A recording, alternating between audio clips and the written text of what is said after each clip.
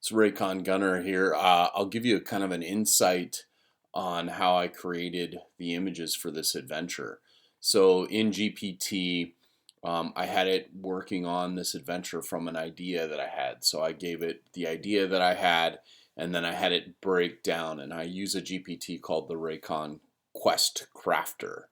And so I break down the whole thing here, as you can see, and then once I have that all broken down, then I like to get into some of the weeds. So I'm using Index Card RPG for this.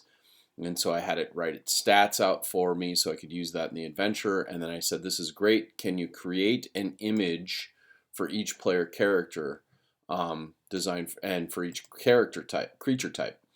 And so it kind of did this montage for me. And I'm like, no, create one image for each character. And so then I recopied and pasted the descriptions it had made of each of the characters for the adventure. And it started out with this kind of cartoony style. And, I'm not opposed to it, but that's not the feel I was going for. And so I said, no, the style should be more sword and sorcery, black and white pen and ink drawings. And so then it redid it. So you can see it's pretty much the same character. And then it redid all the characters kind of in that style. It's not too sword and sorcery. This is a little bit more D&D, I think, but it was good for the adventure that I had to create. And so it did that. And then once I had those pieces, I said, create images for each wave. So the wave of the different things. This adventure is a chase.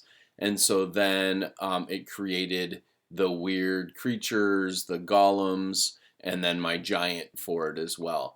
And so that's how it did. And then I started having it craft some other images that I could use for the post, the blog post and the adventure post.